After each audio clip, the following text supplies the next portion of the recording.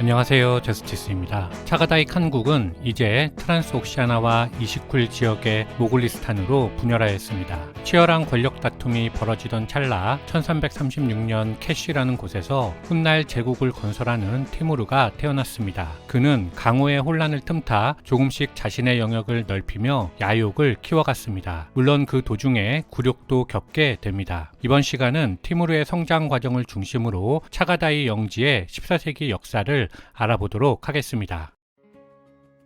차가다이 칸국의 마지막 칸은 카잔 칸이었고 그의 수도는 카르시였습니다. 그는 자신을 즉위시킨 투르크 귀족 사회의 불복종을 진압한 폭군이었습니다. 투르크 사회는 불만이 쌓여갔습니다. 그런데 이때 투르크 귀족 사회를 이끌던 인물이 바로 지난 시간 말씀드린 아미르 카지간입니다. 아미르 카지간은 오늘날의 카바디안 지역을 본거지로 카잔 칸에게 반기를 들었습니다. 막상막하의 전투는 결국 카지간의 승리로 끝났고 카잔 칸은 살해되었습니다. 이후 카지간은 우구데이 후손들을 꼭두각시로 하여 트란스옥시아나의 주인이 되었습니다. 이제 패권은 투르크인에게 넘어갔습니다. 카지간은 치세기간 동안 아무다리아를 넘어 페르시아 지방에서도 패권을 획득하며 이 지역의 투르크 패권을 재확인하였습니다. 카지간은 1357년 암살되었는데 그의 아들 미르자 압둘라는 카지간의 왕권을 이어나갈 능력이 없었습니다. 그 결과 압둘라가 여러 귀족들의 미움을 사면서 처형되었습니다. 이제 무정부 상태가 된 트란스옥시아나에 칭기스 가문이 중흥할 수 있는 기회가 마련되었습니다. 트란스옥시아나에서 위와 같은 왕권 쟁탈전이 펼쳐지는 동안 모글리스탄에서도 한동안의 무정부 상태가 계속되다가 차가다이 왕통이 다시 수립되었습니다. 당시 두각을 나타낸 부족은 두글라트였습니다. 툴릭, 블라지, 카마르 우딘 삼형제가 카시가리아의 큰 영지를 가지고 있었습니다. 그와 동시에 차가다이 칸국 제11대 칸 SM 부카의 아들로 알려진 쿠툴룩 티무르라는 인물이 모글리스탄 동부에서 살고 있었습니다. 두글라트 삼형제는 쿠툴룩 티무르를 맞이하여 칸으로 선포하였습니다. 동시에 삼형제 중 큰형 툴릭은 제국의 초대 아미르가 되었습니다. 삼형제가 왜 쿠툴룩 티무르를 카간으로 임명했는지 정확한 이유는 알 수 없습니다. 가장 높은 가능성은 트란스옥시아나에 비해 칭기스 가문의 정통성이 부족했던 동쪽의 모글리스탄이 차가다이의 인물을 꼭두각시로 끌어들여서 뒤떨어진 정통성을 만회하고 귀족의 복종을 이끌어내기 위함이었다고 보는 가설입니다. 당시는 칭기스 가문만이 귀족의 민심을 획득할 수 있었기 때문입니다. 그런데 문제는 삼형제가 쿠툴룩 티무르의 야심을 알아채지 못했다는 점이었습니다. 1347년 즉위한 쿠툴룩 티무르는 1363년까지 17년간 통치하였는데 당시 트란스옥시아나는 이미 이슬람이 지배적이었지만 모글리스탄 지역은 여전히 불교도들이나 토속 신앙이 대부분이었습니다. 그런데 쿠툴룩 티무르가 이슬람으로 개종하였습니다. 이것은 이슬람이 대부분인 트란스옥시아나에 대한 욕심을 드러낸 것이었습니다. 그는 모글리스탄의 체제가 안정되자 칭기스 가문의 후손으로서 트란스옥시아나에 대한 종주권을 주장하였습니다. 당시 트란스옥시아나는 아미르 카지간이 사망하고 무정부 상태였기 때문에 탈환할 수 있는 적기였습니다. 1360년 결국 쿠툴룩 티무르가 트란스옥시아나를 침공했습니다. 투르크 봉건 영주들은 모두 도망치거나 항복했습니다. 정벌을 완료한 쿠툴룩 티무르는 모글리스탄으로 돌아갔습니다. 그런데 그가 떠나자 도망쳤던 영주들이 귀환하며 다시 패권 다툼이 벌어졌습니다. 이에 쿠툴룩 티무르가 다시 돌아와서 모두를 제압하였습니다. 이후 쿠툴룩 티무르는 주변 세력을 모두 정리하고 강력한 차가다이 칸국을 재건했습니다. 하지만 채 몇 년도 지나지 않아 자신의 아들에게 자문 겸 충신으로 붙여준 티무르가 차가다이 칸국을 티무르 제국으로 교체해버리게 됩니다.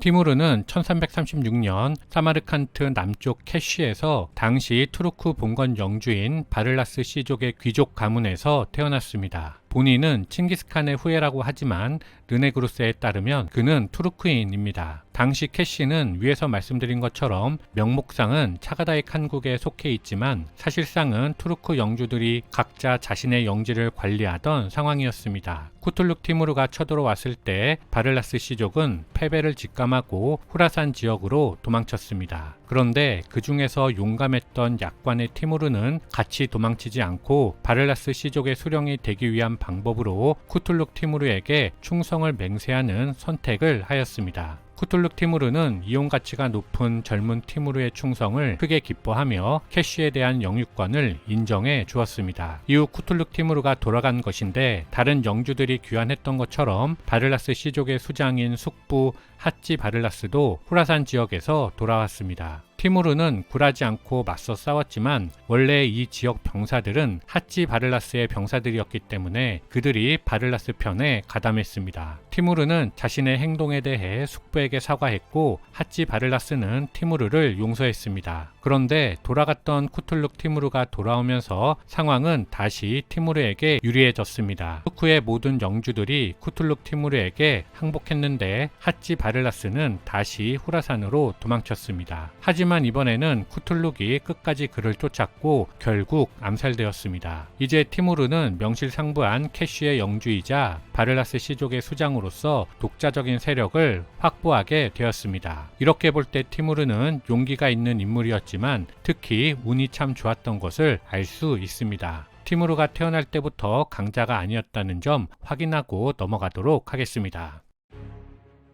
티무르는 차가다이 가문의 충성을 다했지만 쿠툴룩 티무르는 백칙이라는 인물을 최고 지도자로 등용하고 티무르는 2인자에 머무르도록 하였습니다. 이에 불만을 품은 티무르는 처남 미르 후세인과 함께 페르시아로 향했습니다. 티무르는 세이스탄 영주의 가신으로 활동하다가 다시 트란스옥시아나로 돌아왔습니다. 그런데 이때 차가다이 가문의 군대가 이들의 귀환을 저지하면서 전투가 벌어졌습니다. 이 전투에서 차가다이 가문의 왕자 일리아스 호자가 사마르칸트 근처에서 결정적인 패배를 당하였습니다. 그는 겨우 도망쳤고 이제 트란스옥시아나는 몽골인의 지배에서 다시 벗어나게 되었습니다. 하지만 여전히 트란스옥시아나에서 명목상으로는 칭기스 가문의 정통성이 필요했습니다. 그래서 티무르가 찾아낸 인물은 차가다이 칸국의 제14대 칸 두아의 증손자 카빌샤입니다. 그를 꼭두각시로 왕자에 앉히자 칭기스칸 법에 의해 자신들의 정권이 합법성을 갖추게 되었습니다. 동시에 일리로 도망친 일리아스 호자가 더 이상 트란스옥시아나에 눈독을 들일 명분도 사라졌습니다.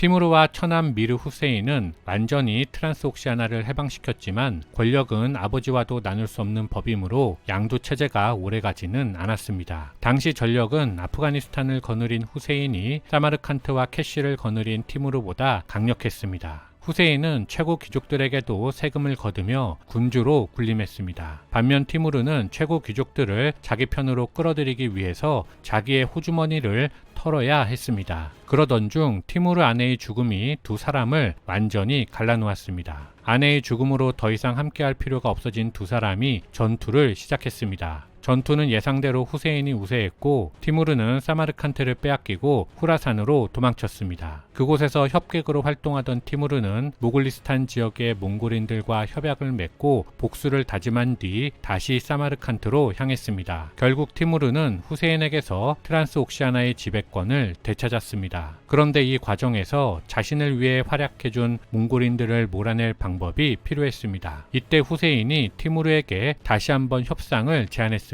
놀랍게도 티무르는 후세인의 손을 잡았습니다. 이 투르크 지도자 둘이 다시 연합하여 이번에는 몽골인을 트란스옥시아나에서 쫓아냈습니다. 이렇게 해서 티무르와 후세인의 연합정권이 다시 탄생하였습니다. 이후 티무르는 적어도 외면상으로는 후세인의 동맹자로 역할하는 것처럼 보였습니다. 하지만 후세인은 자신이 더 이상 티무르를 능가하기 어려울 것으로 판단했습니다. 따라서 이후에 후세인은 아프가니스탄만 지킬 뿐 어떤 야욕도 드러내지 않았습니다. 이렇게 권력의 우위는 티무르에게 기울었고 그는 선전포고도 없이 박트리아로 쳐들어가서 후세인을 기습했습니다. 이렇게 될 것을 예감했던 후세인은 권력을 포기하기로 하고 메카로 순례를 떠났습니다. 티무르는 관용으로 그를 용서했다고 하는데 어쨌든 후세인은 티무르도 모르는 사이에 티무르의 부하에 의해 암살되었습니다.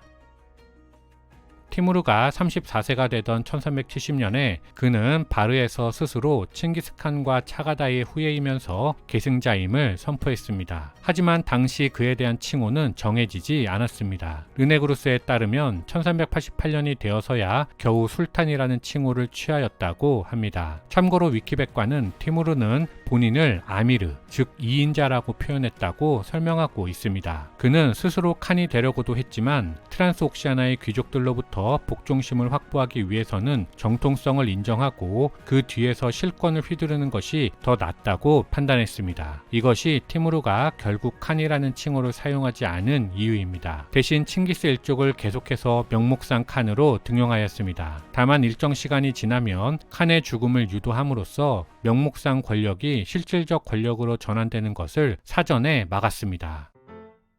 원래 차가다이 영지는 킵차크 칸국과 일칸국, 원나라에 둘러싸여 있었기 때문에 잠자코 때가 오기를 기다릴 수밖에 없는 처지였습니다. 그런데 때마침 티무르가 국가를 건설한 이때 그들을 둘러싼 울타리들이 하나씩 허물어졌습니다. 서쪽으로는 트란스옥시아나를 압박하던 일칸국이 무너졌습니다. 킵차크 칸국이 지배하던 서북방도 여러 칸국으로 분열하였습니다. 남쪽의 델리 술탄국도 일시적인 권력 공백이 발생했습니다. 티무르가 중앙 유라시아 일대를 정복할 수 있었던 이유입니다. 이상 마치겠습니다. 감사합니다.